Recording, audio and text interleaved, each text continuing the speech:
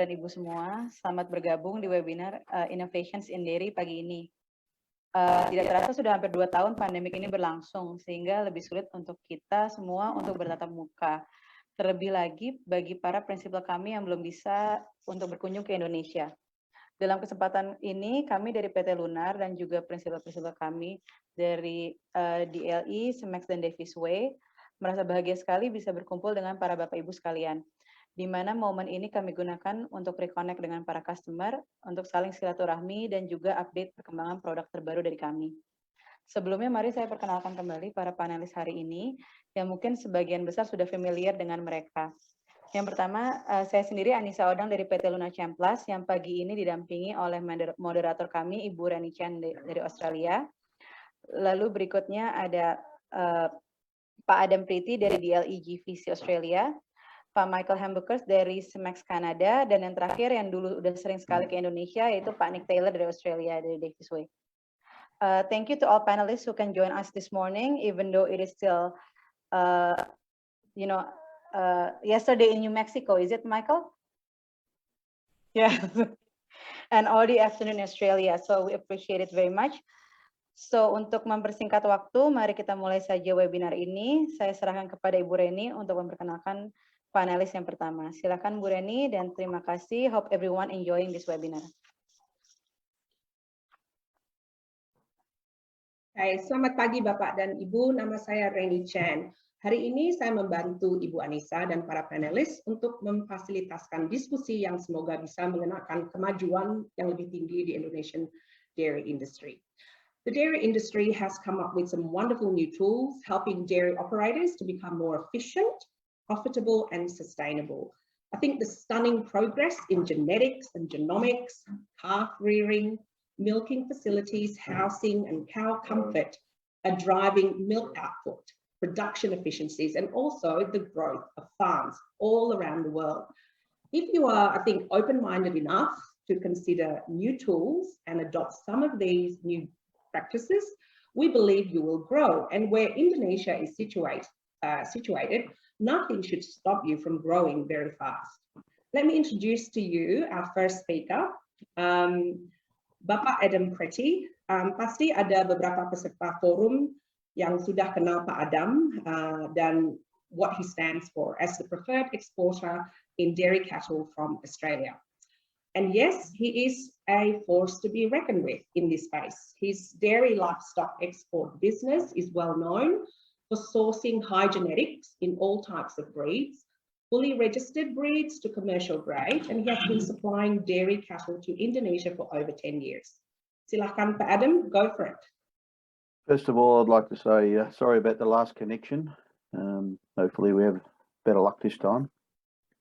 And thank you for PT Lunar for holding this webinar. Talk about dairy livestock exports. Dairy livestock exports is it proudly based itself around setting up live exports in Indonesia slightly more than 10 years ago. A family-based and operated company in Victoria, Australia, and proudly saying that the first shipment that went from dairy livestock exports was in Indonesia. Since then, dairy livestock is growing considerably, sending cattle to all parts of the world. So we'll just go through to the next slide, please. So a bit of background about dairy livestock exports. Built its business and trusted business about breeding animals. So the breeding animals are typically for dairy operations, sending animals to breeding farms, stud farms, and startup farms in Indonesia. So over the period of the time, we've supplied Indonesian governments, private sectors, and as it states there, sending animals to nearly all parts of the world, into Europe, Southeast Asia, Middle East, and there again, just all breeding animals, and typically Holsteins and Jerseys, as one of the picture states there. Genetics is a great tool, and before there was an illustration about sex semen, genomic testing, etc. We can provide pregnant animals, we provide unmated animals, we provide breeding bulls, and the pregnant animals sometimes are chosen to be selected in sex semen, or the semen is chosen for the application for the herd that's going to be exported, if they're high genetics or commercial animals. So you know, in dairy livestock exports, we have our own quarantine facility, it's all approved, approximately 1,000 acres quarantine facility in northern Victoria. We focus on shipping our animals by air freight. There's approximately about 40 to 50 aircraft full charters. So we charter aircraft. So we go to the next slide. There's some vision there. Charter aircrafts to send the animals all around the world. That one there is a typical 747-400 in the bottom right hand corner that we're sending animals to Indonesia. Top right hand side is a crate that the animals are sitting in. Approximately 200 pregnant animals per consignment. We ship to Indonesia. The process for selecting animals to fill your consignment for your breeding farm in Indonesia is obviously agreeing on contract and terms and conditions. Then we bring the buyer or his team or the selector to Australia. We accommodate them in Australia, go through the selection process, visit farms, visit all the breeding documentation related to them animals, approve the selection criteria, and then after that process, we usually commence the AI with the agreed semen that potentially the customer wants. That might be sex semen, Holstein semen, or conventional.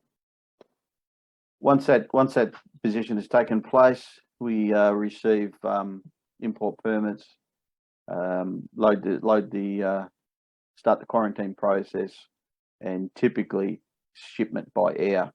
High quality animals, we'd like to ship them by air. There is a slight increase in price by doing that, but you get a better product at the other end. Next slide. So just gives you an idea where I would be the proud father or grandfather of a lot of animals in Indonesia, because we've sent over the last 10 years 15,000 breeding animals to Indonesia, and typically, like I say, Holstein and Jersey.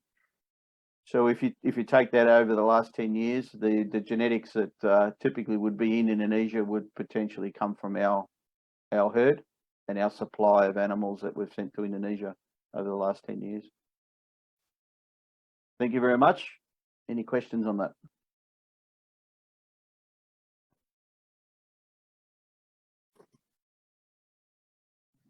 Actually, Adam, I do have a question. I would imagine farm gate price of dairy cattle has skyrocketed, and I'd imagine transportation as well is pretty high now, whether by air or by sea. What about the availability of dairy cattle, and what would make it more, I guess, manageable in terms of price, logistic, etc., without compromising the quality of output for the Indonesian customers? So it's a good question, Ren, because this is always a going concern that even now, compared to 10 years, there's always opportunities for price saving, but not jeopardize the quality. So that always comes into the age of the animal and the weight of the animal. So the younger the animal we can export, obviously the freight is cheaper, and the purchase price of the animal is cheaper farm gate. So if you're typically taking an animal that would be 3 months pregnant exported to Indonesia, or you took the same animal that might be 10 months old, there's usually a reduction in price 30 to 40%. So there's a large saving in there. Yeah. So the Indonesian regulation doesn't allow you to import animals less than 275 kilos. So there is some restrictions there. So we do need to abide by those regulations. But there is a potential saving there of 30 to 40%. Okay. Well, that's a big saving, but what about type as well? Does that make a difference? Type of animal? Yeah, the breed or crossbreed. So there is a saving again in the breed of the animal.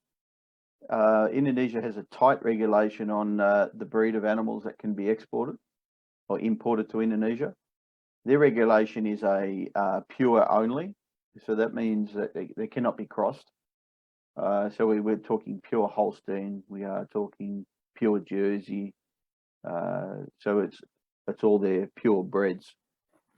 One regulation that I didn't say before that Indonesia has is that every animal that needs to be exported to Indonesia needs to carry some type of pedigree.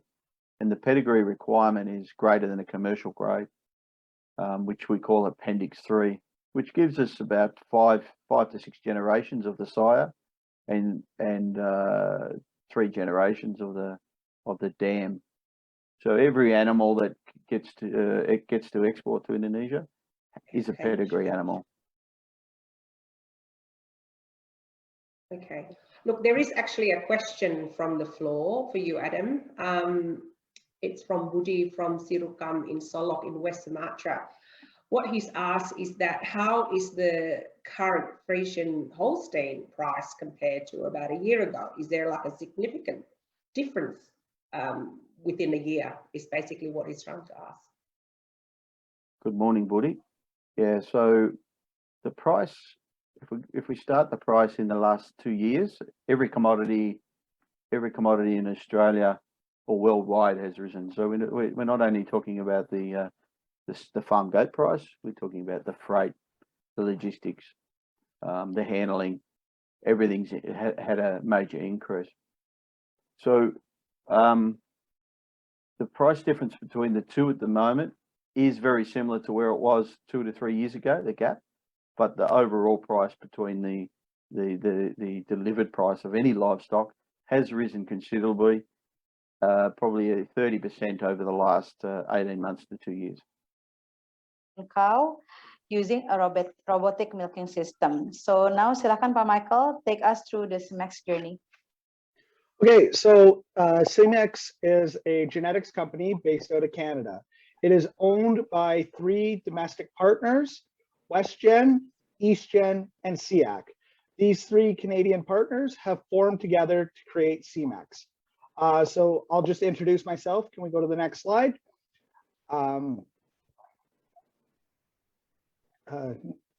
Next slide, please. There.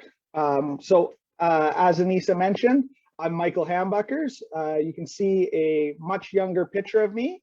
I have joined Semex in August of 2021. Before that, I worked for 10 years for WestGen, one of the partners in Semex, based out of British Columbia.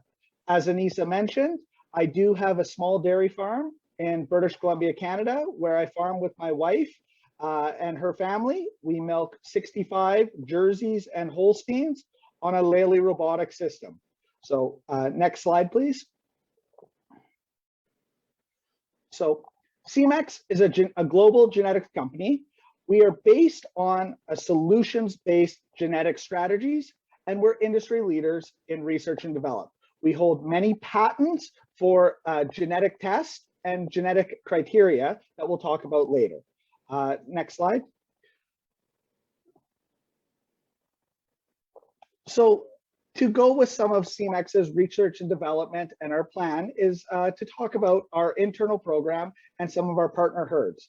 To date, we have 3 progenesis bred animals that are in the top 15 of the Holstein breed.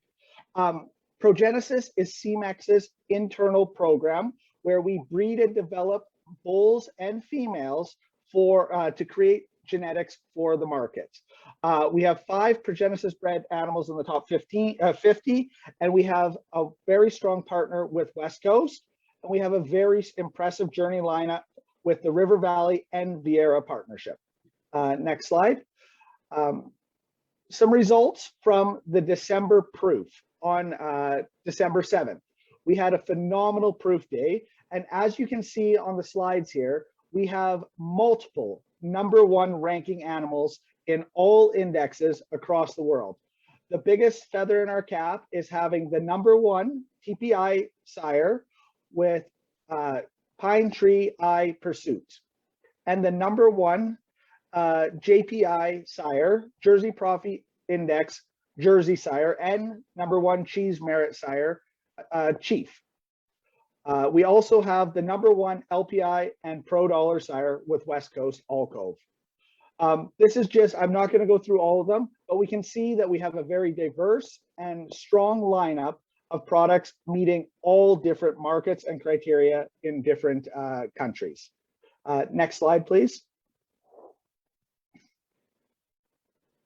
So as we talked earlier, Semex is based on a strategy-based approach to genetics. We do this through our Semex suite of tools. As you can see in the picture here, this is a picture of our Semex Works.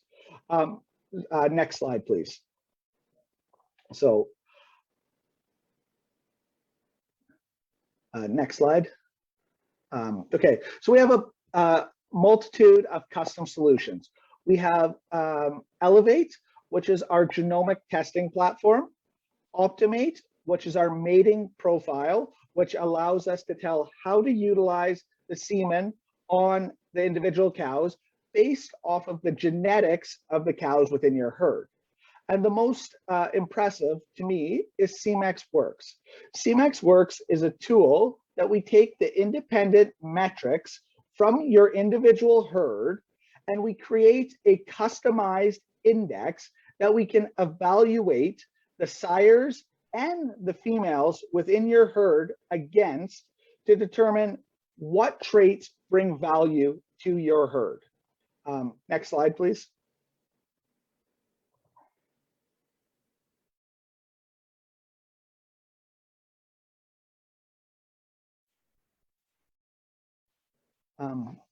So when we talk about a customized genetic plan, we do have Bovatech, which is our internal IVF facility.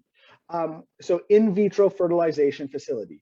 This Bovatech is utilized in our Progenesis or our internal donor and bull program. We do have Bovatech available commercially to all different, to all aspects and multiple sites around the world, bringing the top genetics to all customers and allowing producers to work with their top animals to replicate them in the herd, within their own herds in a very fast and efficient manner. Next slide. So as we talked about earlier, Semex holds patents on several different genetic tests. Immunity Plus would be one of our flagship patents.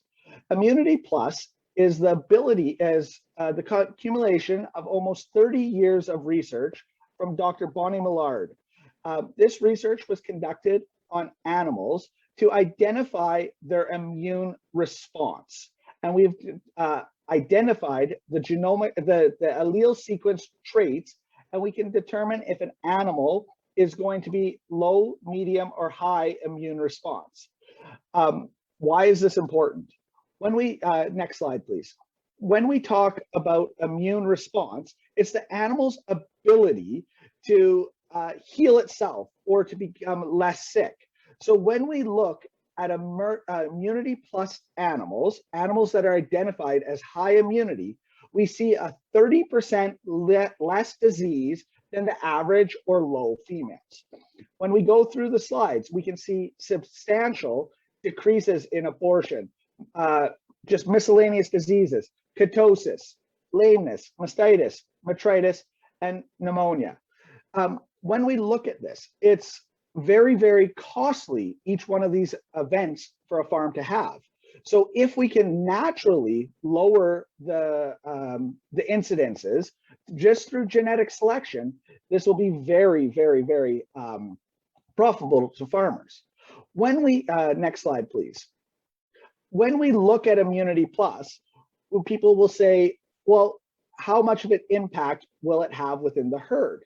When we look at the heritability of Immunity Plus, can we go back one slide, please? When we look at the heritability or the amount that the animals will take from Immunity Plus, we see that it is 30% heritable. When we see listed here the different heritability for different traits. So when we look at production traits, they're like milk, they're 25 to 35% heritable. And conformation traits, 15 to 40% heritable, with stature being one of the highest heritables. We see immune response being 30% heritable. This is very, very heritable, and we can see apparent differences in herds that have utilized Immunity Plus sires. Immunity Plus is exclusive to Semex. Next slide, please. There's other products that we do and other brand, there's other genetic traits that we look at for animals. We've all heard of A2 milk, and it's a very, very large market segment today. We have multiple bulls that are A2. We look at products that we're going to have less treatment on animals, less antibiotic, less time out of the tank, less treatments, less man hours. And this also goes to the consumer demand for the lowered antibiotic use in animals. We are also creating animals that are that express the POL gene, both heterozygous and homozygous. And a very interesting gene that we are doing a lot of work with right now is called the SLIC gene. The SLIC gene is the animals of homozygous SLIC carriers are animals that have a higher heat tolerance and see less heat stress. So when we look at peak heat times in a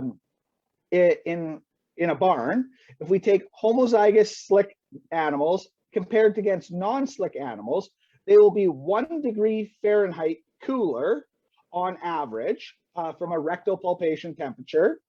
And they will also, in the studies, were shown to produce 10 pounds more milk, so 4.5 kilograms more milk per day through the heat season than their non-SLIC herd mates.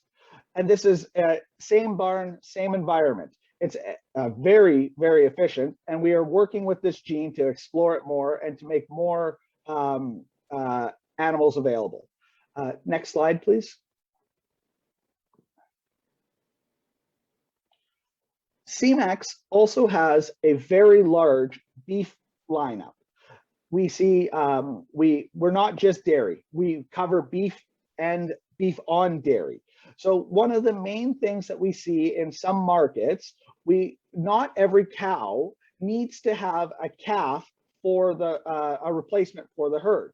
So if we select the correct beef genetics to use in the dairy animal, we can create a higher value of offspring from that dairy cow rather than just having a Holstein male. So with the adaptation of sex semen, we are seeing the uptake of what we call beef on dairy. And so we can choose the correct beef product to use on the dairy cows to create the highest value progeny for the beef market. We also have a very strong beef on beef market that we see multiple feedlot and cow-calf operators trending towards the AI to get the higher value and the more precise traits for their market. Next slide, please. So technology develops product, and we're technology driven. We develop products and tools for tomorrow. The research and innovation through Semex. We can see through the Bovatech labs that we utilize to create IVF embryos, and we do have embryos available for purchase in the market. These embryos are biopsied or genomic tested, so we know their beta casein and their kappa casein status, as well as their genetic indexes. We see a very strong progenesis herd, our internal nucleus herd, and we see the Immunity Plus testing becoming much more higher and higher sought after by all dairy producers. Next slide, please.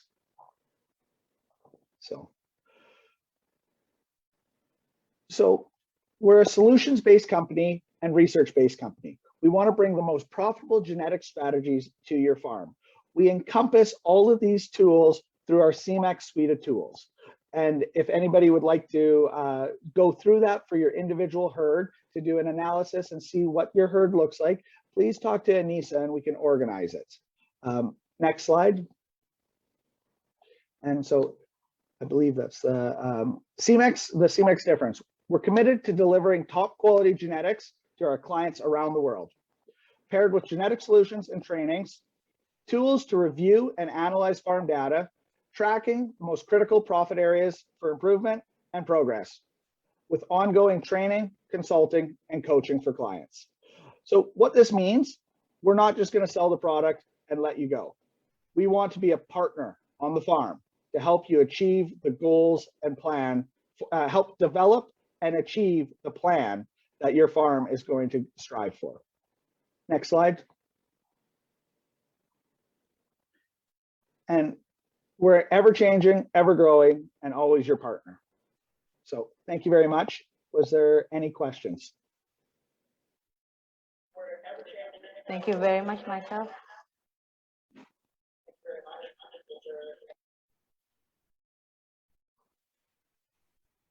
Thanks very much, Michael. Are there any questions from the audience, Anisa? Michael, I think genetics is a fascinating field because I think it's ever changing.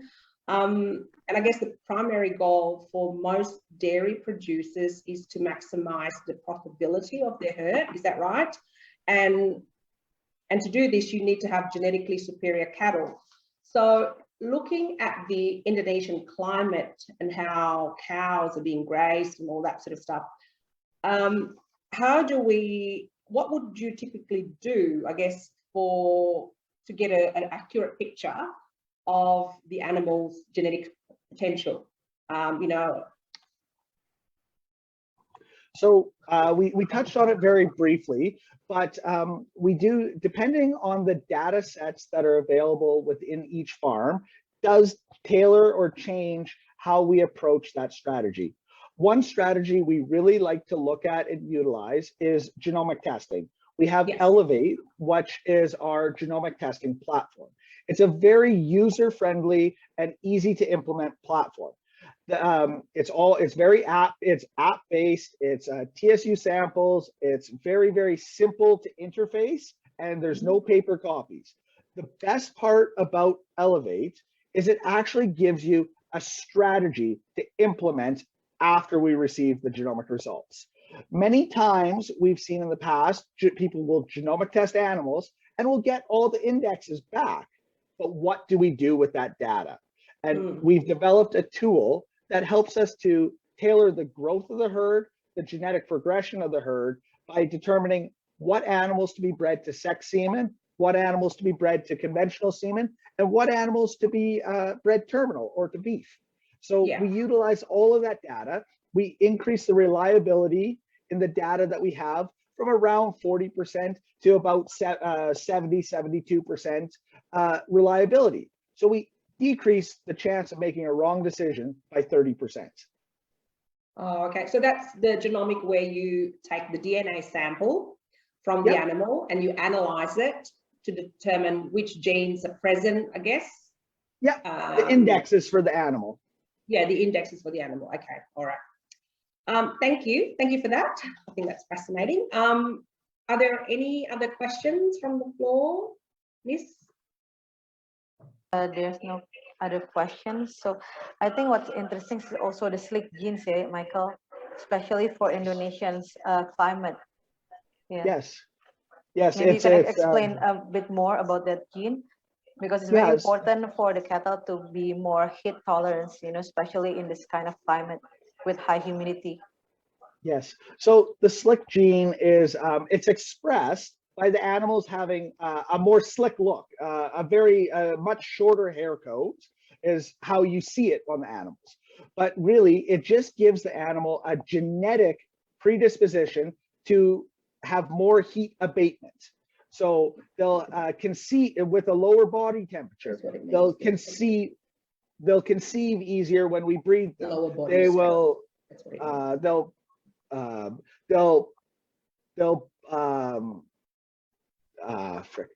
do not. They don't just get heat stressed. They can mitigate the heat. They can produce more milk. So we all know that when we see cows panting or huddled together, that they're heat stressed. These animals don't. They have a higher tolerance for it, and they just don't get the stress. So they maintain the profitability through those peak heat seasons. If we're looking at facilities that do not have corral coolers or strong heat abatement tools or cooling in the barn, this will help to maintain that in those times without a major capital investment or a major financial investment into the facilities. And if it's a pasture-based system, we can't implement cooling systems. That's very interesting. So like it can be, to any breed, Michael? Currently, it's in Holsteins. We have two sires. It is in some beef breeds as well, but in the Holsteins, we have two sires currently, and we have several more coming up into production. I have a question to ask with regards to that. So what is the tolerance that the slick gene has for climates such as Indonesia? Like what sort of differences in milk production do you see between an animal with the slick gene and an animal without the slick gene? So the research that's been done at this point in time states 10 pounds more milk out of the slick gened animals during heat season than the non-slick animals. That's the research that's been done out of Puerto Rico and California. Okay. Thank you. And so glad to know that you already joined us now. We'll see how we go. So, mungkin Bu Renny kalau misalnya udah tidak ada pertanyaan bisa dilanjut mulai dengan Su lagi ya? Oh, boleh. Su udah siap. Is Su ready? Su's online already, right? Yes, udah bisa ya? Yep, I'm online. Okay. Hi Sue, sorry, we wanted to introduce you first, but we weren't sure whether you could join us. But our next speaker is, and bringing some girl power or diversity into the dairy scene, is Sue Hagenson. Ibu Sue aslinya dari Selandia Baru, tapi sekarang sudah menetap di Kanada. Beliau adalah Senior Dairy Specialist dari ARTEX Barn Solutions yang berspesialisasi untuk memberi solusi kepada peternakan sapi dari segi alat-alat dan aksesoris kandang. I believe in her role, Sue's services range from dairy farm consulting to identifying on-farm and cow comfort issues. Sue, I think you can take over. Thank you for that introduction. So basically, just a quick introduction. BES ARTEX has recently been established in officially April 2021. Prior to that, we were known as ARTEX Barn Solutions, and the product line that I am representing today is the ARTEX product line. The philosophy that we bring to dairy farmers is all around how to make the barn environment as natural as possible. So we have our 7 foundations, which are based around ventilation, cow cooling, stall design, feed front design, cow flow and facility management, water, and calf care. And each of these 7 fundamentals are really key to the success of the dairy farm investment. So our focus is always on providing cost-effective solutions, which is also going to reduce labor requirements. We always strive to keep the installation costs to a minimum, and our primary objective is to increase lying down times inside the facilities, because as we know, if our cows lie down more, we make more milk, we have less animal health problems, and so we're increasing productivity. Next slide, please. So just briefly to touch on the key products that we have. In our cattle handling solutions, we offer free stalls, headlocks, calf pens, gates, fencing, and waterers. Next slide, please. In our ventilation, we offer circulation fans, exhaust fans, positive pressure fans, inlets, and chimneys. Next slide, please. And on our cow cooling range, we offer feed lane soaking, holding yard soaking, and then in the drier climate, so not really applicable to Indonesia, is high pressure fogging. Okay, next slide, please. So the purpose of my conversation with you guys today is all around innovation and what are some of the new products, or probably not so profiled products, that we are offering to dairy farmers. So one of our flagships that we have had for probably the last 2 years is our direct drive fans. So we use a direct drive permanent magnet motor. The direct drive motor relies on the magnets to turn the rotor, so it's a lot more efficient in converting the electricity into airspeed. We're able to then have a much bigger load on our fans, so when we're going slow or fast, we're not losing efficiency, and we can operate them at any RPM. So it's, as I was saying, it's not limiting. These motors are 12-pole motors, so it means that it has a much higher torque than a 4-pole motor. It also has a slower operating speed compared to a belt drive, our AC motor. So it has a higher efficiency range. And by doing this, there's no need to slow down. And by means of the VFD, we are allowing for a greater efficiency, as I said, when our fan is operating at less than 50%. The advantages of the direct drive fan being that we have no belts, so our maintenance is lower, our performance is higher, because most of the time we don't change our belts in time. So once our belts start getting a little bit loose, we start losing motor efficiencies. The other advantage is that our direct drive fans have fewer bearings compared to the AC belt drives, and we don't need to grease these. It is also a IE4 efficiency motor, so it means that it's a super premium efficiency. The rating goes from an IE2, IE3, and IE4. So IE4 is the highest. It comes in with nylon blades, so the airfoil design provides a more uniform airflow, and with lower power consumption for optimal efficiency. So the airfoils have a twisted design, so it actually reduces the turbulence across the blade surface, which makes the fans quieter as well. And our nylon blades are stronger so that they can run safely up to 600 RPM. The other point to note, because you see it in a lot of other fans, is that one of our points of difference is that we have 6 blades versus 3.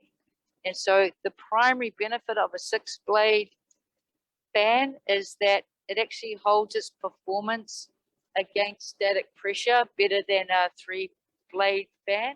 So this is more relevant if you have a tunnel vent barn, which there are quite a few in Indonesia now.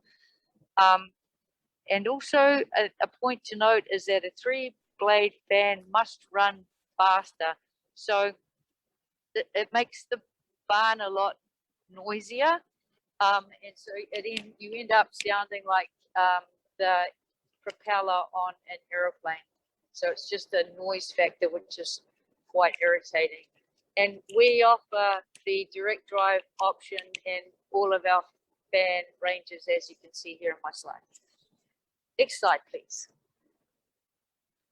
The next little innovation that we have, or the new product that we have available on the market now, is our wireless VFD. So obviously the advantage being is that we're not running cable from the VFD back to the control. So the VFD has a 0 to 10 module in the control, and that sends the signal through the cloud. So this is from the control, sends the signal through the cloud to the wireless VFD, and the wireless VFD picks up a signal. The other point to note is that our wireless VFD will also send a signal to the cloud, and in the cloud we can then run diagnostics on any of the motors. So if there's a problem, like we have low amperage or low voltage, then we're able to, the VFD is able to notify the control, so be it an Autoflex or Dairy Boss, which I'll talk about shortly. You get an alert on your computer or on your phone based on how it's set up, and then you know that you need to go and have a look at the problem that your VFD is telling you that there is. These VFDs will run with both an AC motor and a PM motor. Next slide, please. Soon to be coming to Indonesia is Dairy Boss. So Dairy Boss is kind of the next step up from a number of people who will be familiar with the Autoflex. So Dairy Boss has, excuse me, Dairy Boss brings together all applications into one single interface. So for example, all your fans, your feed lane soaking, your lights, your if you're doing flushing, it's the flush valves, controls your curtains. If you have a weather station, it'll be the station as well, and just automates all of those applications right now and provides you with a nice simple dashboard to give you all the information that you require. And like I said, through the VFDs, we'll send signals back to let you know how the fans are operating and if there is something that's not correct. Going forward, Dairy Boss will also be integrating with the likes of RFIDs or cow collars, so that we move into the next phase of Dairy Boss Animal, so that we're then able to manage the environment inside the barn based on cow behavior.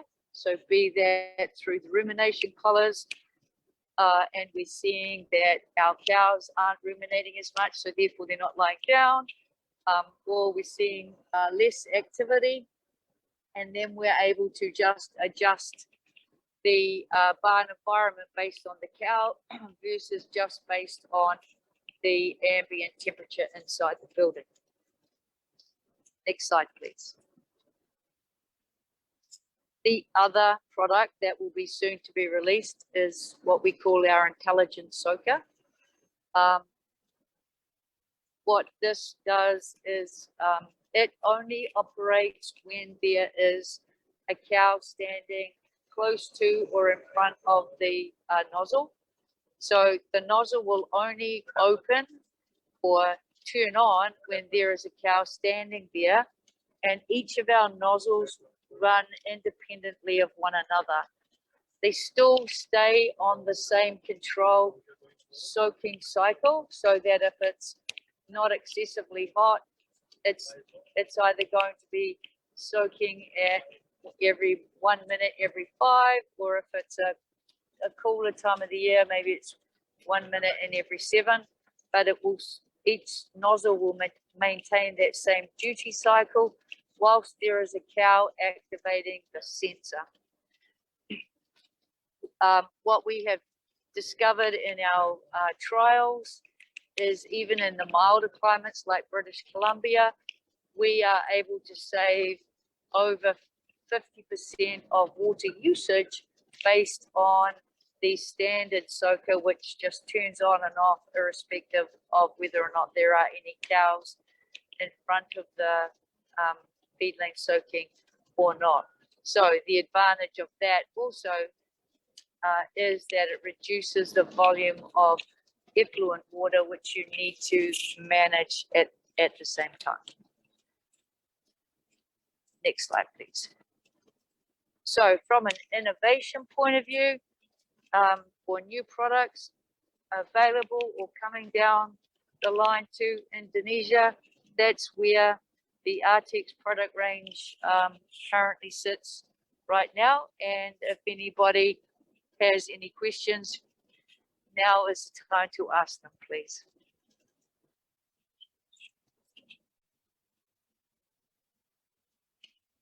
The end. Thank you.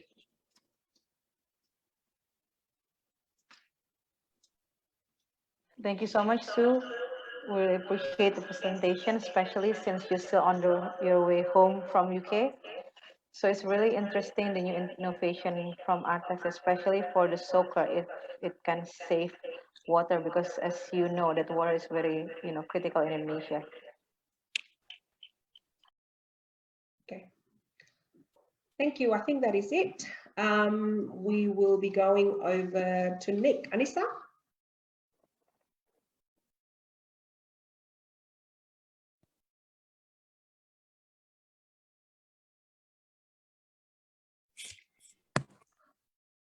Yes, so for the next speaker, so many of you will know our next speaker, Nikk Taylor. Nikk Taylor is the general manager dari Daviesway atau lebih 23 tahun dari sejak masa di lapangan sampai sekarang. It's a long-standing family-owned business in Melbourne, Australia, yang specialized di building and upgrading dairy farms and supplying dairy equipment like feed dips, chemicals, dan specialized calf nutrition products. Nah, ini Pak Nikk ini jago bahasa Indonesianya, jadi lebih baik nanti Pak Nikk sendiri akan menjelaskan untuk presentasinya. Silakan Pak Nikk. Pak Nikk, mungkin can you share the screen, please, because we have some technical connection problem. Sure. Okay. You can hear me okay? Yes, good. No problem. Thank you, Nikk. I'll just get the presentation. Okay.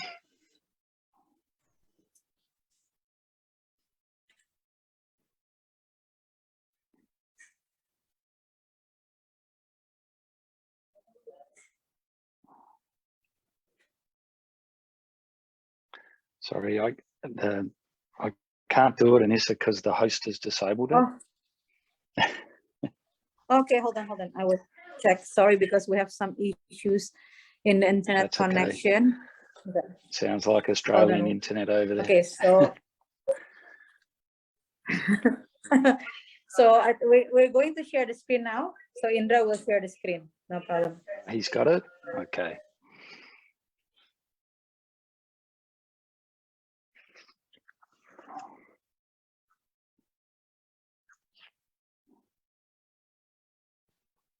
While we're waiting, I can introduce myself. Selamat pagi, Bapak and Ibu, apa kabar? Nama saya Nikk Taylor dari Melbourne, Australia. Saya General Manager dari Australia, dari Daviesway, sorry. Silakan mendengarkan presentasi saya. So Daviesway is an Australian-owned family business. We were started in 1911, many years ago. Next slide's fine, thank you. So yeah, we're Australian-based. We have about 70 employees in Australia servicing the dairy industry.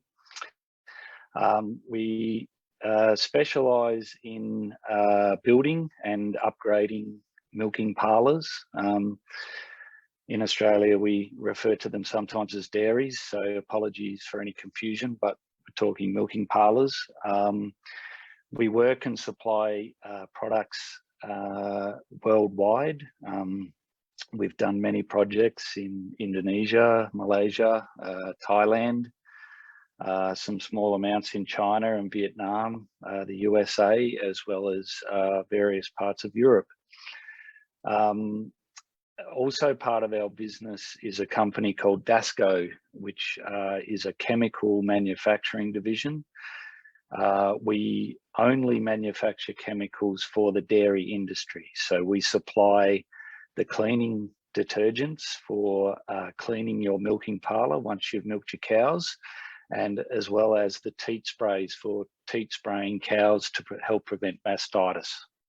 So the three speakers before me have been extremely important, but of course, as well as raising and breeding the cows and looking after them, it's very important how we get the milk out of those cows. So the milking parlour is an extremely important part of your business. So one of the things I wanted to speak about today is actually two parts to my presentation. I have a short presentation on various types of milking parlours that you might be considering if you are looking to install a milking parlour or upgrade a milking parlour.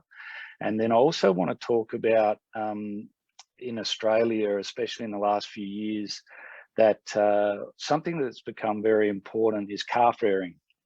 And in Australia, our company has a division where we look after and manufacture and provide to our customers a range of dairy nutrition products targeted at the calf, which sometimes does get forgotten about in a lot of operations. So I would like to speak a little about that as well. So if we can go to the next slide, please. So in terms of milking parlours, what I wanted to show you is the main types that we install and sell around the place, around the world.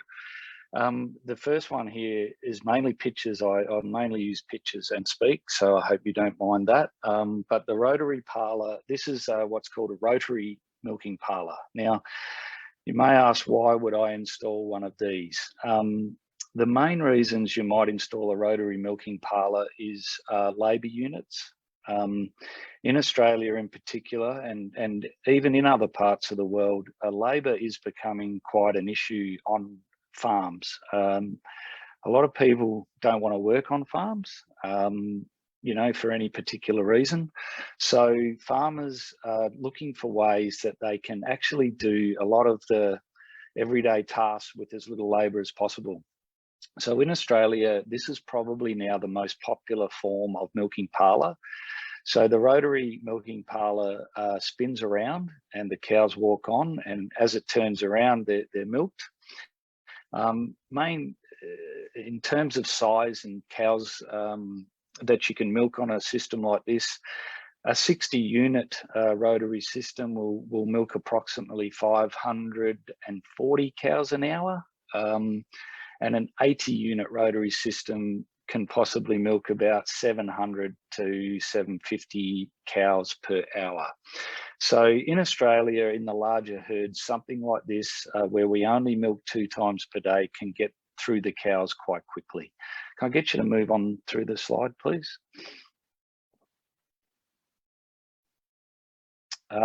These are just more images of the parlour. Some of the extra automation that a dairy might apply to a system like this is something like cup removers. So we can install that to remove the milking unit from the cow when it's finished, instead of relying on the human person to decide when the cups will come off. And also automatic teat spraying. So the teat sprayer operates automatically. So typically in Australia, this system can actually operate with as little as 2 people, sometimes even operating with just 1 person to milk that many cows. But generally there'll be 2, perhaps 3 people in a system like this, but it can be set up to operate with 1 person. I'll get you to move on, please, the slide. Again, the system, the cows walk in, they rotate around on the platform, and then when they get around to the finish, they just exit the parlour. They can then be drafted if they need to be, or they'll just go back to where they, to the paddock or wherever they need to go. You can see on the left-hand side too, like a rubber strap that's sitting up. This is what's known as a retention bar. So this can be put on the system to allow you to capture a cow if you don't want it to get off. You need to check its health. Or if it does need to go around again twice because it has a large volume of milk, it can be held on the platform automatically and go around again on the platform. So a very efficient way to milk cows. Again, so next slide, please. This is a larger system that we've installed in the last couple of years. So this is an 80-unit system. You can also see, if you look towards the back, a large holding yard. This is a dairy farm that milks around 10,000 cows. This is quite a large system. There's not too many of these in Australia, but typically you'll see something like this in the USA. Or, you know, even in Indonesia now, there's some very large herds getting up there. And this is the type of system that may go into those projects. Next slide. We also do them for the goat, kambing. In Australia now, goat milking, as well as many parts of the world, not just Australia, has become very popular. And this system here is one that we used to milk the sapi on, but now has been converted to milk goats.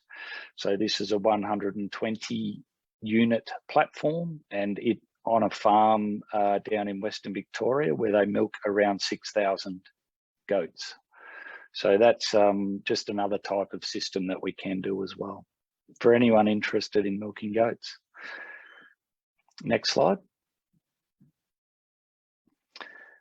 This is an overhead picture of a new project that we've done just lately. This one is also includes what's known as a round yard. Not so popular in Asia, but very popular in New Zealand and parts of Australia. So the cows actually enter the yard, move around it, and then into the parlour. It can be used quite easily too when you do have split herds, because you can separate them quite well. Next slide.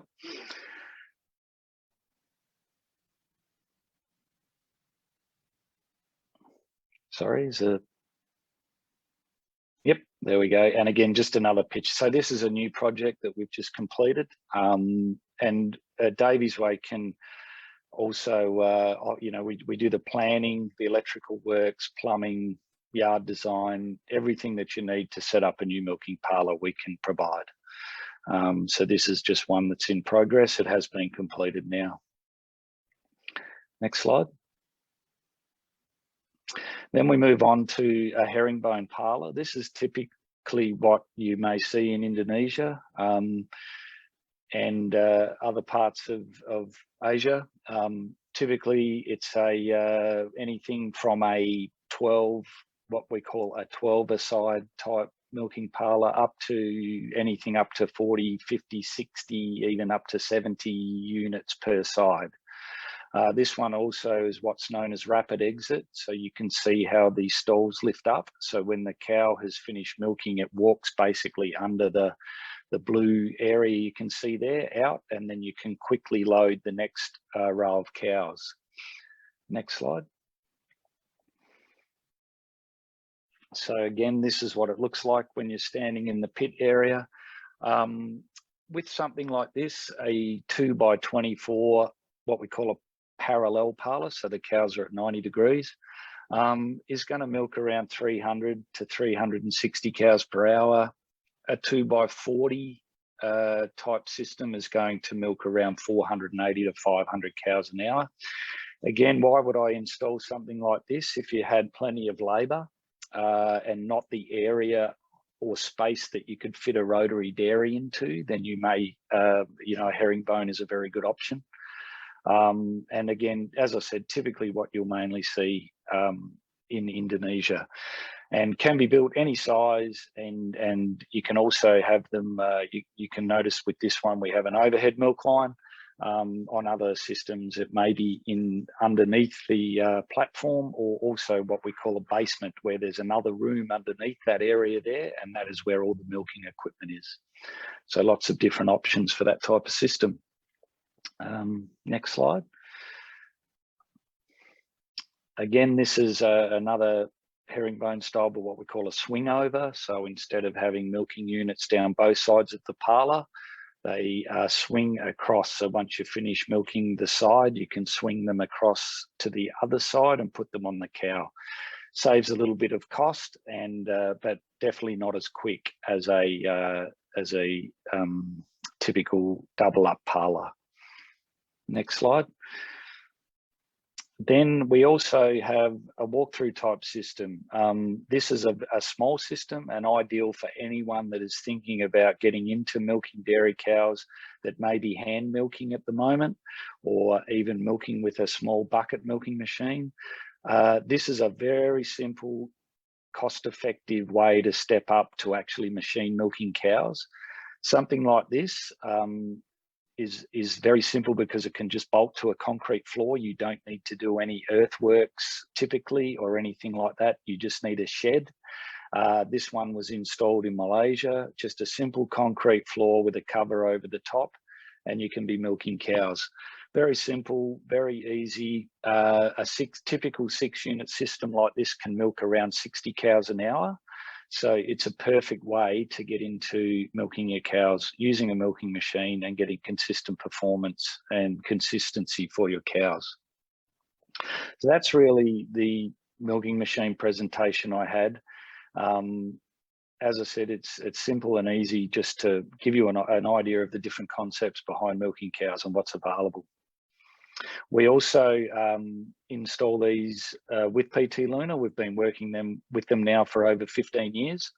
We've done projects in Indonesia now, quite a number of them, and our staff, installers, technicians, myself, quite a number of us come to Indonesia and help plan and help design and talk to anyone in regards to their requirements for milking parlours. Next slide. Again, as you can see, come over and do the training and work with Lunar and with our clients. We don't just come and install the milking machine and leave you with it. We provide training, support, spare parts and everything you need. And we can come and do coaching, training, everything that you need to make sure that the parlour is used efficiently and well and maintains good working order. Next slide.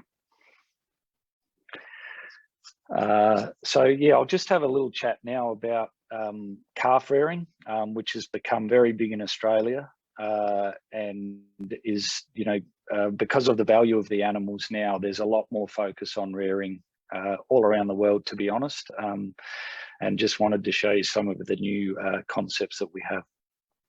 Next slide.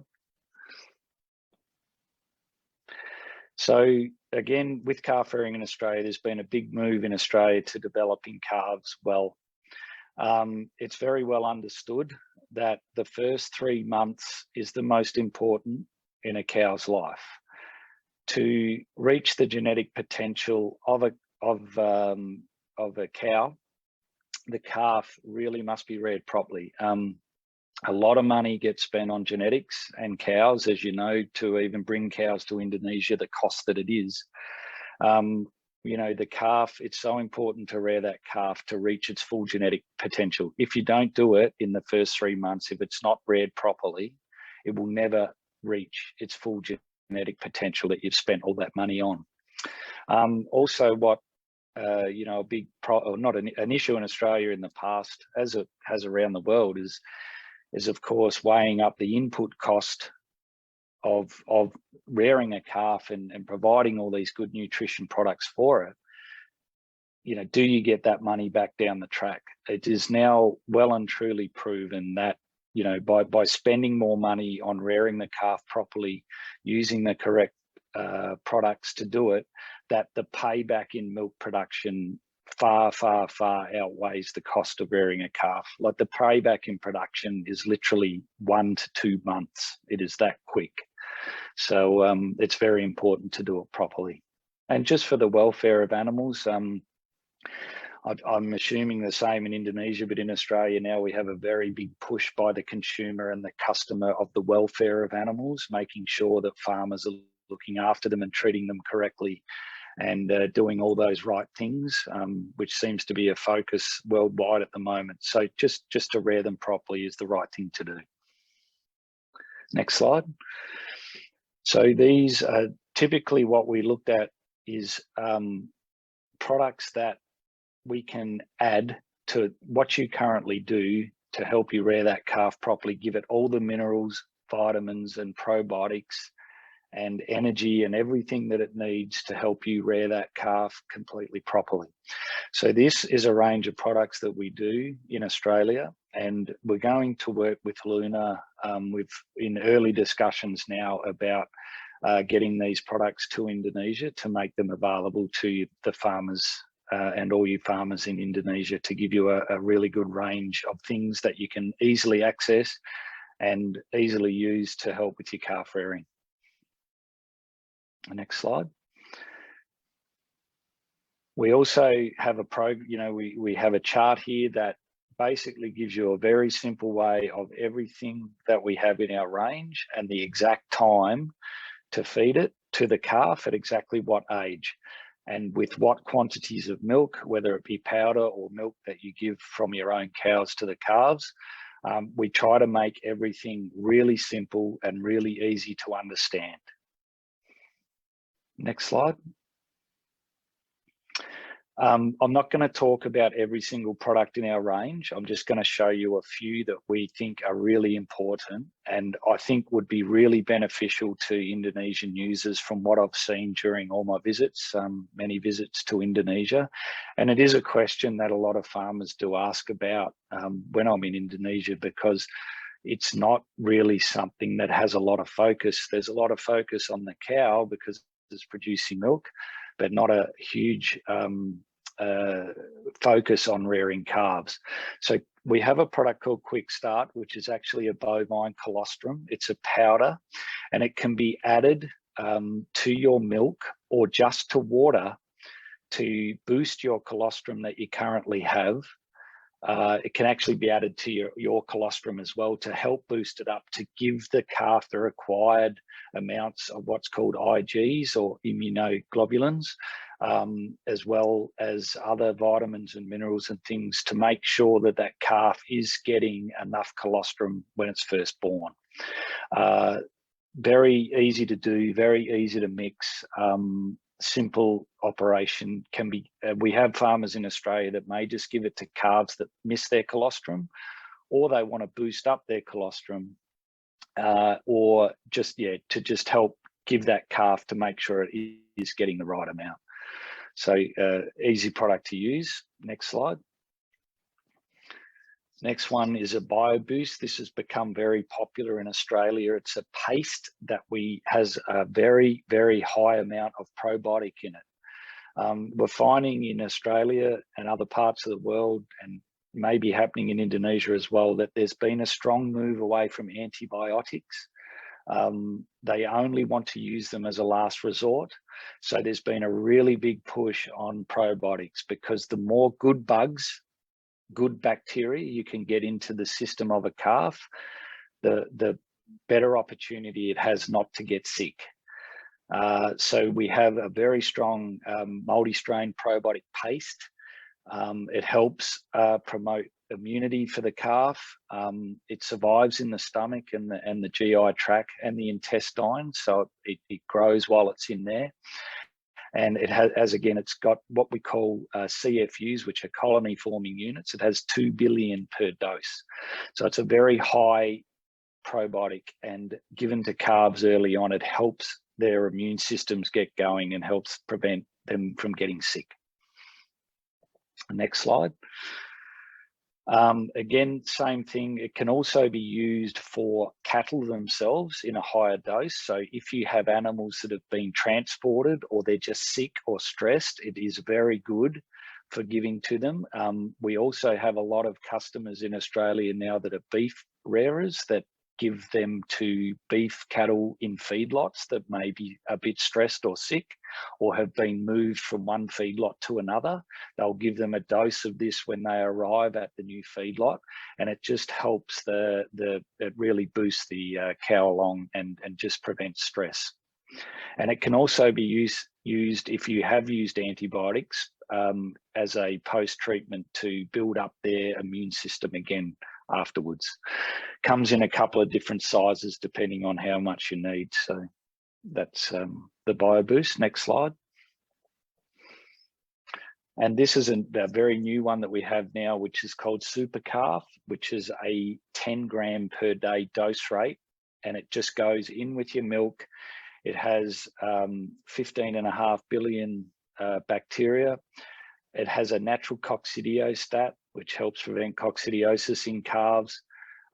Again, just has all the vitamins and minerals, and a product called Actogen in it, which helps to control E. coli, which is quite important in a calf shed, because of course they're wandering around in amongst all sorts of stuff. So again, just helps the calf grow and keeps it nice and healthy that whole way through, stops it hopefully from getting sick. Next slide. This product here is Electro G, we call it in Australia, which is a treatment for sick or dehydrated calves. Electrolyte replacement, very good, does a great job, provides an immediate energy source. So if you do get sick calves that are scouring and are not well, you can give this product to them, and it helps to get them back as quick as possible. Next one. And that's pretty much it. As you can see there's a nice yard of healthy calves in Australia. Some of our great customers use all these products, and yeah, we hope you know, we can have these in Indonesia very shortly, so you have access to them to help rear nice healthy calves. Thank you very much for listening to me, and yeah, I hope you get something out of it. And any questions?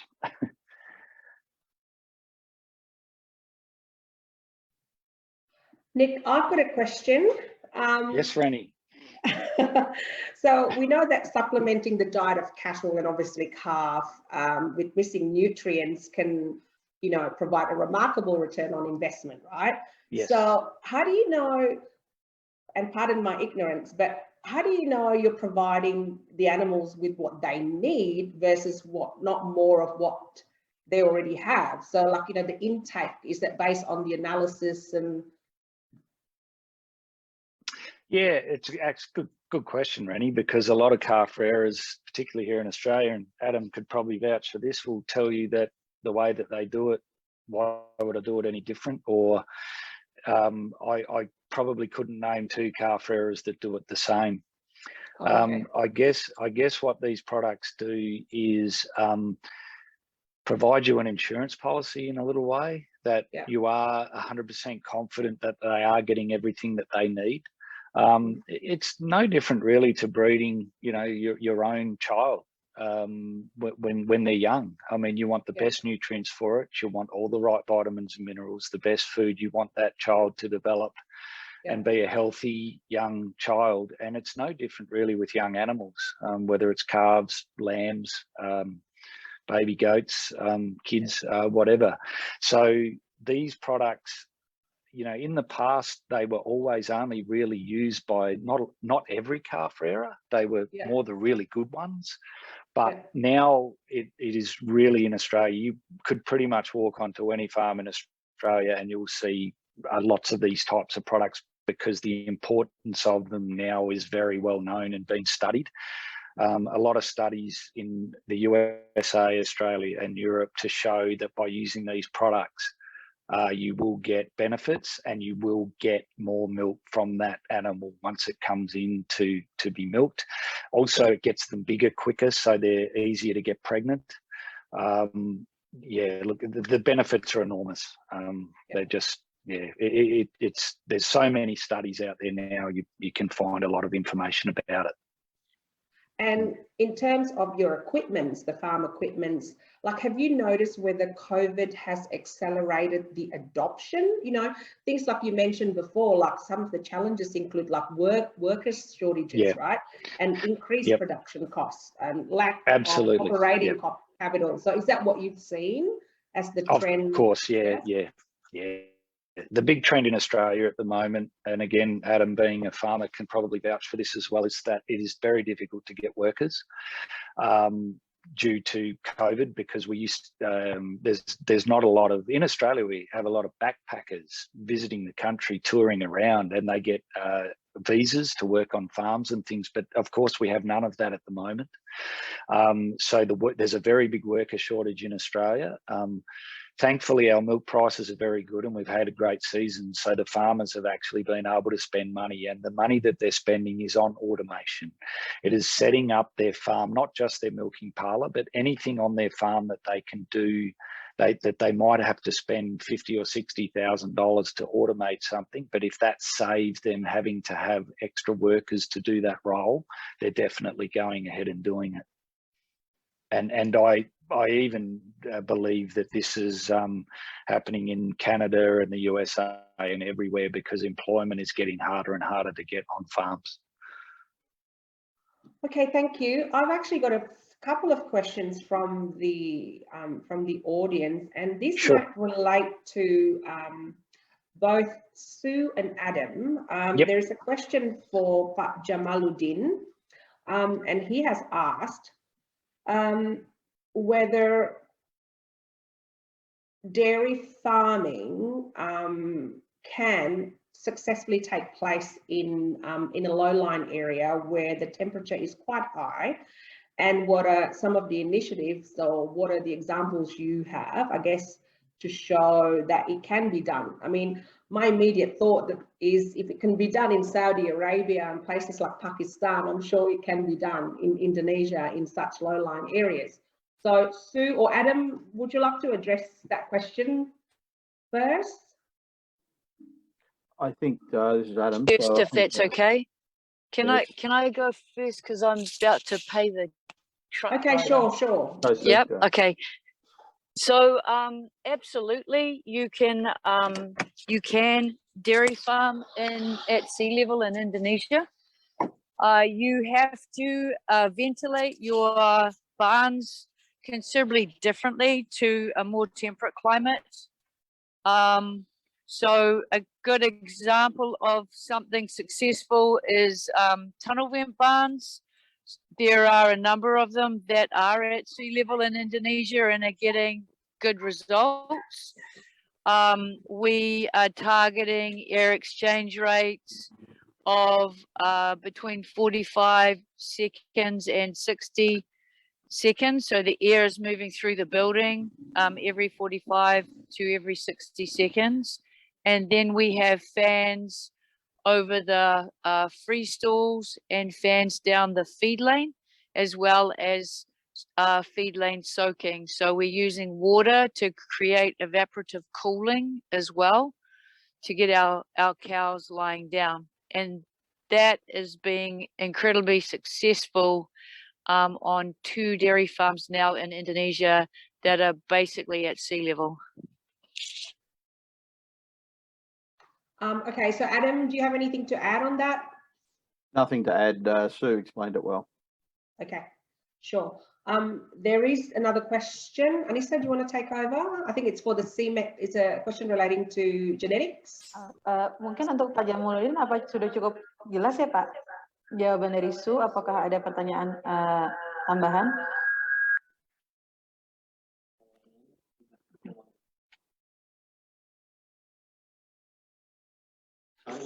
Belum tuh. Mungkin ya, sebelum halo. Ya. Gimana Pak? Jamuluddin, apakah ada pertanyaan Pak? Sudah tadi yang itu aja sih. Kita kan daerahnya dataran rendah ya. Iya. Di daerah mana Pak mungkin? Di daerah Banten di Lebak ya. Oke. Kalau dataran rendah kan belum pernah ada di sini. Ini apa untuk sapi perah gitu? Apakah mungkin ada rekayasa suhu segala macam? Mungkin itu sih tadi. Tapi tadi agak membantu lah jawabannya. Jawaban dari Ibu Su udah membantu ya Pak? Ya, Bu ya. Oke. Terima kasih ya Pak atas pertanyaannya.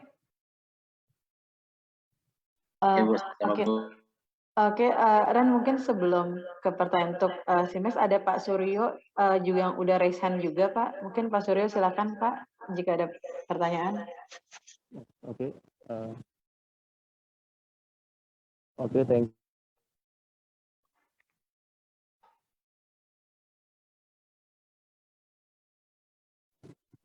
Ya Pak Suryo, silakan Pak. My voice, can hear my voice? Yes, bisa jelas okay. Pak. Yeah.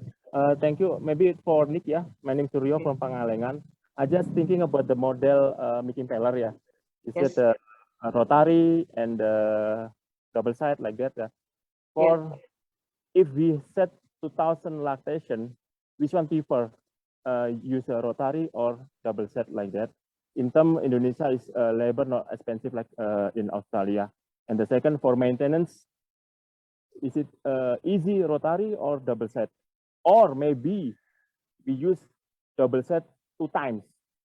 So if something problem with the one double set machine, we can use only one. Rather than we use rotary if breakdown problem. So I need your opinion or your comment for that one. Thank you. Yep. Yeah, sure. Thank you for the question. Yeah, look, Nick, sorry, before you started, Pak Suryo is actually from Ultra, Pak Suryo, yeah? Yeah. So you may be already familiar with the background as well, Nick. Oh, yeah, of course. Yeah, sure. okay, you can Thank continue. you. Thank you. Yeah, thank you for the question. Yeah, look, in Indonesia, the double set is typically going to be a bit cheaper, purely because of the size of the area that you need, and all for the earthworks, excavation, everything, it is going to work out cheaper, and also because you generally have access to cheaper labour. So that is why the double set is always more popular. The rotary, yeah, in terms of cost, is probably going to be about 20 to 30% more expensive, I would think. And you are right, but then maintenance-wise, you are similar types of maintenance. The rotary dairies are quite simple now. They have electric drive, which can easily be replaced and repaired. The gland in the centre of the rotary, as long as it's serviced correctly on a regular basis, you tend not to have any problems with them. It's like anything with milking parlours. They do have a lot of moving parts, so generally servicing needs to be done quite regularly. And depending on the amount of use, in Indonesia, typically on the bigger farms, you're milking 24/7 as well. So the other things to think about if you are milking, you know, that many cows and that long time, is access for the people to be able to service it without getting in the way. So basement parlours are also very popular for that. Does that sort of help? Is that what Okay, you were thank asking? you. And when the best we use rotary, if because of our lactation more than 2,000 or what? When time we choose that one? Yeah, okay. So what you need to do is basically what you want to do is calculate how many cows you want to milk and how quick you want to milk them. So, Okay. you know, if you've got 2,000 cows, would you typically milk them 3 times per day? 3 times, Tigger? yeah. Yeah, Tigger. Then, you know, 2,000, so you need 6,000 milkings per day. So then you also need time for cleaning as well, and tidy up, which is generally probably 2 hours after each milking. So, you know, yeah, a rotary is going to move the cows through quicker, which then allows you to milk more cows. The problem, I guess you really have to think about when you're building a farm, how many cows you do, how many milking cows you want to end up with on that farm.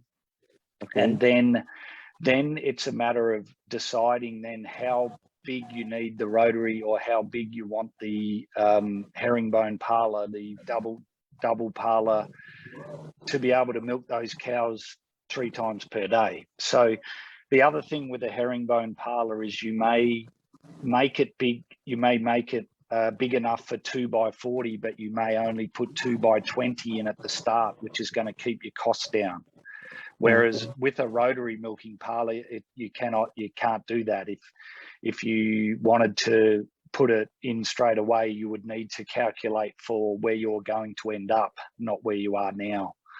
So it basically comes back to the planning of the entire farm, really. Okay. So is our farm is more target, for example, one milking 1 day, 3,000 cow like that, and 3 times. Yeah. And 3 times. Prefer using rotary than using the herringbone or double set like that. Yeah. For example. Yeah. So with an 80 rotary, for example, you're going to milk 720 cows in an hour. So you're going to get through. Yeah. So you say you can milk 700. So you're going to get through your 3,000 cows in about 4.5 hours. Okay. So 3 times a day. Do you have a pattern of the hour like this? Do you have? Can I get this? The pattern of the hour? How many rotary machine like this can do 1 hour? Can in 1 hour? Yeah. Can I give you that information? Okay. Thank you. Yep. No problem. Yep. Anisa, thank you. Yeah. No problem. Thank you. Thank you, Nick. I think we will have a further discussion with Pak Suryo about the calculation, the pattern of milking time. Yeah. So the next question will be for Michael. Michael, Pak Hairul asked about, because he has a farm with in a low level, or maybe around 700 above sea level. So he wants to know if he is using the Semex cattle progeny from Semex. Can you estimate the heat tolerance in the THI index, in the temperature humidity index?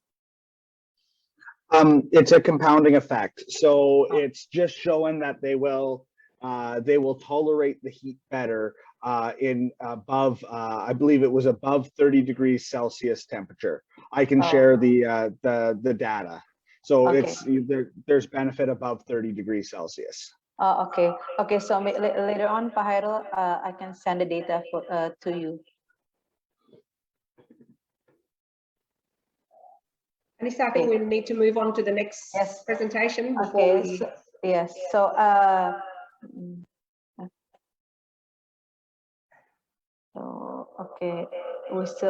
have a lot of questions. We still have a lot of questions, but I think we just go to the next presentation before we end with more questions. We have one more presentation, Yes. Sorry. So we're going to bring back Adam for his next presentation, and Adam's going to talk about a project that he's been working on. You know, it's a leading edge initiative. I feel it's born out of his passion and a real love for what he does. In the last couple of years, I think Adam has been putting his Midas touch onto producing really great tasting dairy products that could potentially change the landscape for dairy operators in Indonesia. So do have a listen to him. He might just have the product that will be a catalyst for you guys to take on to a bigger and more global stage. Go for it, Adam. Thanks, Ren. Back again. Back again. Back again. Okay, so we're going to share the screen first, Adam. Hold on.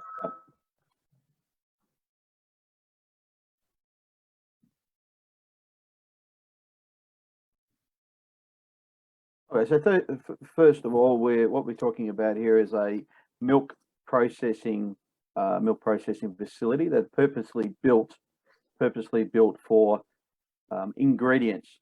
Okay, so it's not a processing facility that handles finished product. It's purposely built for ingredients to send typically into Southeast Asia. So it's we're pioneering some fresh ingredients that typically are used for premium products and dairy, bakeries and cheese manufacturing, etc.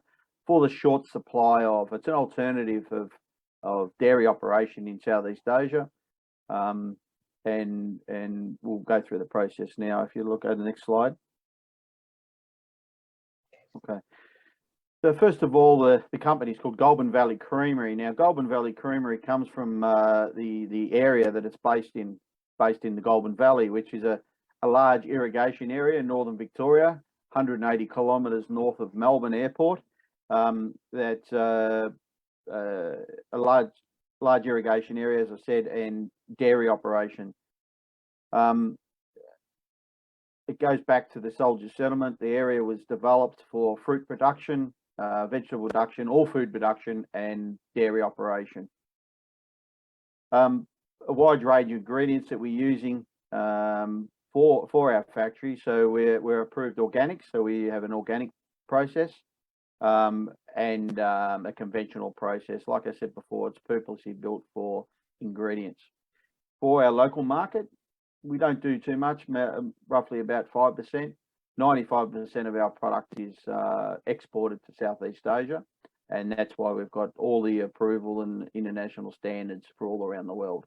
We have halal certification, we have organic certification, we have all the health and export requirements required to export to Indonesia. Next slide. So what it is so we bring the milk in. So if you imagine the raw milk coming into our factory, the factory is purpose built to process about 100 million litres annually. This is stage one of this factory. So we put it through a reverse, so there's a couple of processes. The main one is we're putting for a reverse osmosis process. Now, a few might have heard of that over the years. It's done, there's two ways it can be done. It can be evaporated, like evaporated milk, or the other way, we can do it through the cold chain process. So in the process of a reverse osmosis, the hottest that milk temperature gets to is 6 degrees Celsius. So which that does, retains all the flavour and texture of that milk to a fresh ingredient. So when we're using that ingredient in the end product, we still retain those fresh flavours and textures. In the process, we put it through a bacteriophage treatment, and what the bacteriophage treatment is, then again, it's soft, gentle on the product, and it's taking any excess bacteria out of that milk, other than the pasteurisation process. So what we can do is, in this product, we make a customised product. So if you're a customer that wants product high in protein and low in fats for your cheese, we can do that for you. Standardize it. If you want high in fat and low in protein for texture, we can do that as well. If you want a mid-range product, 3.8 to 3.3 protein, that's used in typically in your coffee chains, we do that as well. That's probably our biggest seller. We are making a lot of this product and sending it into Southeast Asia with some very big markets. We have a very good process, clean, state of the art, that allows us for the product to have 24 months shelf life. Keeping in mind this product is kept at minus 18 degrees before use. Go through to the next slide. So where our customers are using this product is, they're typically using it for slow demand or growing demand. So it's instantaneous. You want a container of product. The container of product arrives today. You can extract it from your freezer tomorrow to use it the following day or the same day, or you leave it in the freezer. Potentially there's the public holiday or there's a slow in sales. You just leave it in the freezer, so you're not going to expire the use by date. The product is used now.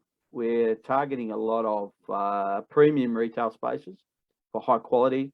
To give you an idea, we're shifting into in Hong Kong markets, into the premium markets with these products. We're shifting into Singapore. Singapore is a big buyer of our products, using in the high quality FMC. Frozen milk concentrate, FMC, that's what we're standing for. It's an easy process to enter into. You don't need the large investment. All you need is import this frozen milk concentrate, value add back to that frozen milk concentrate. The standardized, it's already standardized, so you need to pasteurize the product, put it in a bottle, and it's ready for shelf. So you have an Australian fresh milk product that can be sent anywhere in the world, and you can have it on the shelf and have 21 days shelf life on it because you've processed Australian ingredients in your own backyard. Okay, next slide. This is just a little table we put together. So, it's telling you about the milk products which are typically manufactured with milk powder at the bottom end, 7,500 groups. And then you got the middle range, and what we're targeting is an ideal premium product. So this product comes with halal certified. It's coming with Australian logo, Australian manufactured and branded. Premium product, and you can deliver it on the shelf, very equivalent to the low end product price. Okay, next slide. So the mechanism for this process is that we put it through a reverse osmosis process, extract water. So milk is made up of 87% water, pure water. That's all it is, pure water, and all your solids. 13% solids roughly on top of that. Now, we extract as much water as we can out of that without taking anything else other than water out of the process. So we get the concentration up 3.2 times, 3.3 times roughly, and in continually improving that. So then we put it into an aseptic bag, sterilized bag after it's been concentrated, pasteurized. We take it to minus 18 degrees. That then can be shipped wherever, shipped to Indonesia. We take that out in Indonesia. We reprocess that. We just put water back with it, exactly what we took out. So 20 kilos of FMC, 43 litres of water. Automatically, you have 63 litres of fresh milk in that instance. Okay. Next slide. I won't go through every detail in this, but what it's saying, if you look under the typical specification on the chemical analysis, it's telling us what a FMC is. So if you look at the milk fat, it's a minimum of 11.2 solids, and milk proteins at 9.8, with an average of about 39% total solids. When you're starting with raw milk, you're averaging sort of anywhere from 12 to 13%, depending on the feeding conditions of the cows. So you can see easily we've concentrated that product multiple over 3.2 times. Okay. So I'll just talk about the product range. So the product range, the ingredients that we provide, frozen milk concentrate, as I just explained, the first number one. Number two is another fascinating one. extended shelf life ESL whole milk. Okay, so a product range we do there into Southeast Asia again. We ship bladders, 20,000 litre bladders that has ESL pasteurized milk in that bladder at 0 degrees. We ship that as fresh milk. So the milk comes into our factory. We standardize that milk to whatever the specification that the customer wants. Comes in, we standardize it, pasteurize it, put it into the bladder, ship it to the customer, and it gets to you fresh as the day it went in there. And we ship that product through the Southeast Asia with 42 days to 44 days shelf life on that product. Typically, it's getting to a destination within 14 days to 20 days. It's offloaded, repasteurized, put in a bottle as fresh premium Australian milk with your extended shelf life that you have in your own destination.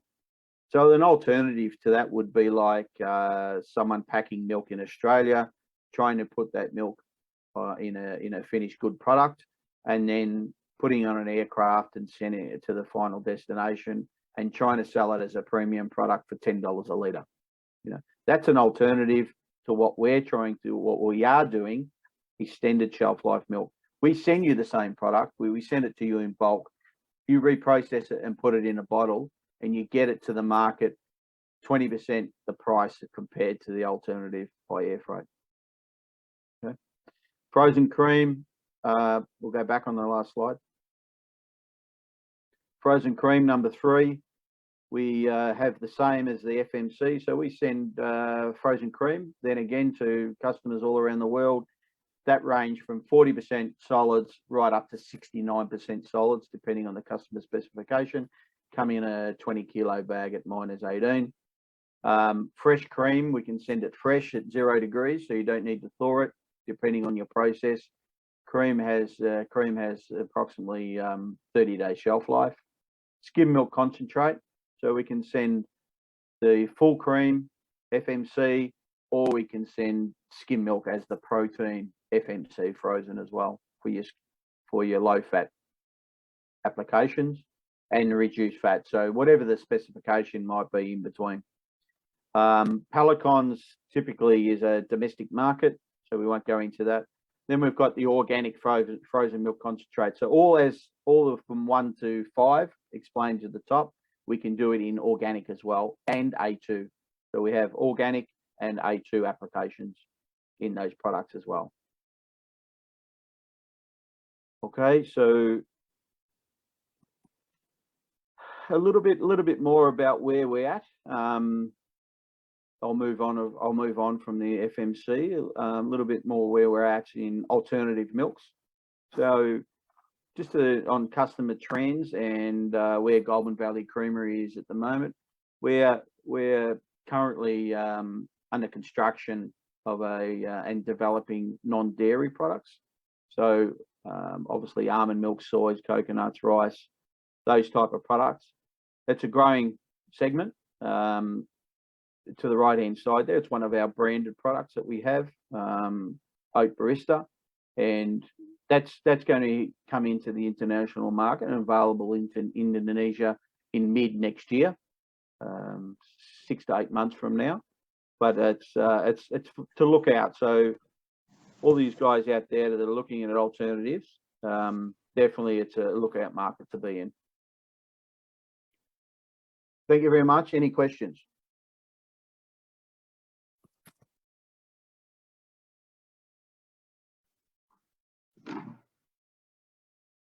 Is there any question from the audience, Anisa? Untuk FMC belum ada. Mungkin kita ada Bu Jessica yang mau bertanya juga. Langsung aja, silakan Bu Jessica. Kami persilakan.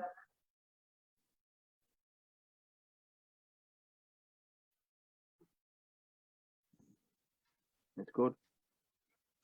Everyone's getting tired. Hello. Okay, silakan Bu Jessica. Hello, everyone. Hello, Jessica. Hello. Iya, silakan Bu Jessica. Okay. Thank you for the time.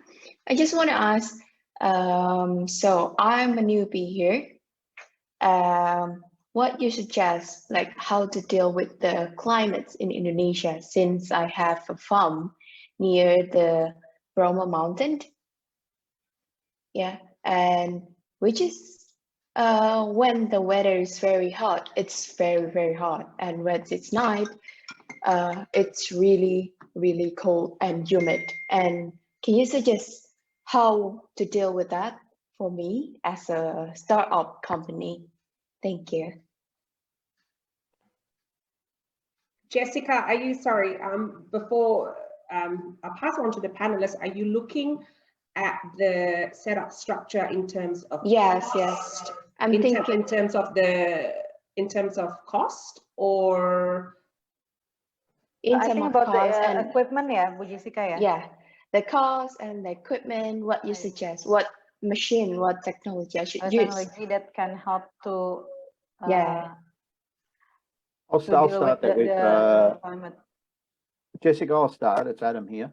So Sue would have been great one to add to this. I think Sue might have left for the day. Oh, I'm still here. Okay. So it's all about cow comfort. So I think if and it's about the size of your farm too, Jessica, because we've got to keep in mind that if you're going to milk 50 cows and spend the infrastructure to do it. So I suppose if you can share the size of your farm, and then Sue could add to that.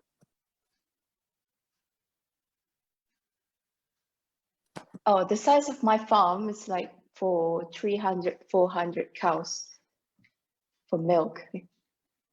Like So what? is this an existing dairy farm, or you're looking to build a dairy farm? It's already existing and it's going there. And I'm planning to like use that kind of technology to make it easier to milk the cows for like 300, 400 cows per day. So you have 300, 400 cows on your farm right now, is that right? Yes, and now I'm using just the traditional ways to milk the cows, even though I'm using the machine, but not the spinning one. So what kind of machine or technology you will suggest for me? Well, I mean, so Daviesway would be like Nick can have that conversation around it's going to be a suitable parlor based on how many times a day you're going to be milking. But if you have a traditional dairy farm, then I'm assuming that your cows are in a tie stall. Is that right? Where they're tied No, up? it's a semi-free range stall. It's a what, sorry? Semi-free range. A semi-free range. So can you Yes. explain what you mean by what does semi-free range mean? It's like it's almost a free range. We don't like a tight stall like that. We just have a big place of big farm, and then the cows just can moving around just like So that. You know? they're in so an I think she open, meant free stall. Yeah, it's well, free stall. so you have steel loops in an area where the cows lie down. Yes. Okay. So in a freestyle barn. Okay. I Uh-huh. mean, if you're looking at how to improve things for your cows in their barn, your young stock and your cows, I mean, certainly the stall dimension and available space at the feed lane are all very important to make sure that you're providing, I guess, the most open environment for the cow, so the stalls aren't too narrow or too short, so that she feels safe and is able to lie down in her stall. Similarly for the young stock, and the same with the feeds, the space along the feed lane, right? Is your barn long enough for your cows to access that feed space? So if you had all your cows eating at once, was there enough room for them? And then the other aspect of it is, being Indonesia, every single dairy farm must have fans and some form of cooling to be able to adequately meet or minimize the heat stress for your cows. I haven't yet been in a place in Indonesia where it's cold enough to say, I don't need fans. So that they would be the things that you would be looking at, and also in the parlor as well, fans and soaking to use evaporative cooling to cool them down. And then you would look at some form of ventilation as well for all your young stock if you really wanted to do a good job, so that your technology, i.e., you know, you're spending a little bit more in your parlor, and any other form of technology is now then going to be paying for you. Sue, may I add to that, is that for a startup dairy farm that wants to add low capital, what would the first thing you would do to give cow comfort? The cheapest option from the start would be soaker lane and fans. Would that be correct? Probably the first thing would be just making sure that I've got enough water trough space for my cows, and B, I have the right dimensions in the building for my cows. So I'm not overstocked, or if I have free stalls, they're not too short. They would be the first things that I would be looking at in terms of quick fixes. And then from there, I would be looking at fans. And you can have like low cost fans that go, like the capital cost, you can have low cost fans that go into the building. And they basically are on-off fans, which can be controlled by a pretty simple control as well. So that would be the focus. But for ventilating and cooling, it would be the parlor that I would be focusing on in the first place, because you heat those cows up pretty quick in the holding yard, because they have less than 1.5 square meters when we use a backing gate on them. And within 20 minutes, they've gone up 1 degree Celsius just by standing in the yard, because they're all touching. All right. Okay, I think I got it. Thank you very much. Sorry, I was just going to say, Jessica, from a milking parlour point of view, did you say you had one already, a milking parlour, or? Oh, not yet. Oh yeah, I have this very simple. Yeah, very simple one. Yeah, look, the parlour can be anything, and depending on the lay of your land, what you already have, buildings and things, it can be as simple as a 10-unit walkthrough that'll milk 300 cows in 3 hours, or it could be you know, depending on what your budget and that is. Yeah, there's a lot of different options. So you can start small and grow bigger.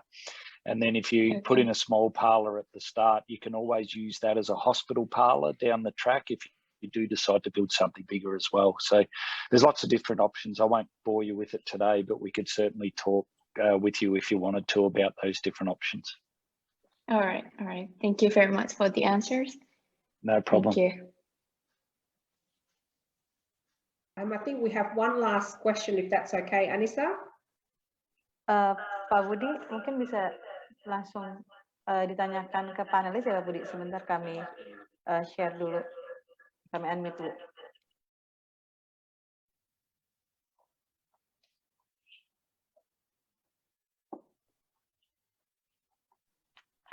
Silakan Pak Budi. Pak Budi already owns a farm in West Sumatra. Oke, Pak Budi, silakan. Hello everyone, I'm Budi from Sirukam, Solo, West Sumatra. We are setting up a modern dairy farm in West Sumatra with capacity of around 300 cows. The challenge that we face is number one is setting up the dairy farm is very expensive. So whatever cost you build in whether in Australia or in Canada, simply you can add another 30% for Indonesia. So most of the dairy farm built in Java area, while 45% of Indonesian population live outside of Java. So probably if you can help us in somehow to cut or to reduce find ways to cut the cost of setting up a dairy farm. More farmers like me probably can setting up a dairy farm across Indonesia. So there's a comment, not a question for everybody. Thank you very much. Thank you, Pak Budi. Mungkin. Can I just comment on that, Anisa? Yes, go ahead. Yeah. Pak Budi, I totally agree with what you say. I've travelled to Indonesia many times, but I think sometimes what happens is people get focused on the end instead of the beginning.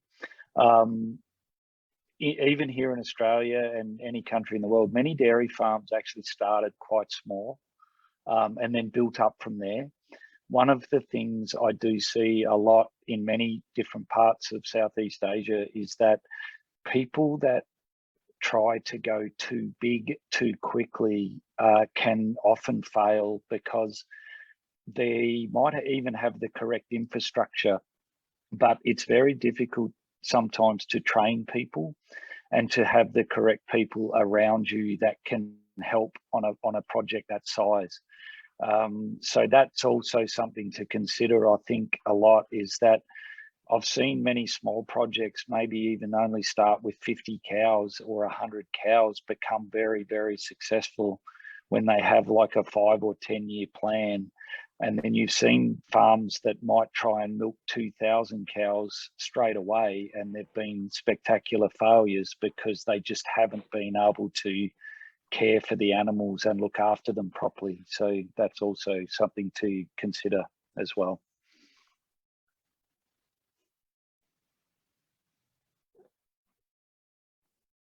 Thank you, Nick. My issue is probably if we start small, probably say 50 cows. The issue is that we cannot process the milk with high standard. So we only can process the milk with the low quality process. That's the issue for us. So I think for us 200 cow is I think the minimal I think we have to have in order to set up a full cow to process milk. Yeah, to start. Yeah. No, sorry, I do agree with that too, Budi. It depends on the area and the milk price and all sorts of things. But you're probably right. If you do have enough people in that and you have the staff and you have the expertise, then but I guess I was probably more referring to farms that want to get to, 1,000 cows plus. There's not even that many of them in Australia, to be honest. It's very difficult to manage those quantities of cows without the right personnel and help to do it. So I guess I was just passing that on probably to the entire group, that sometimes it's better to start smaller. You still need to be profitable, of course, but to start smaller than to go big straight away.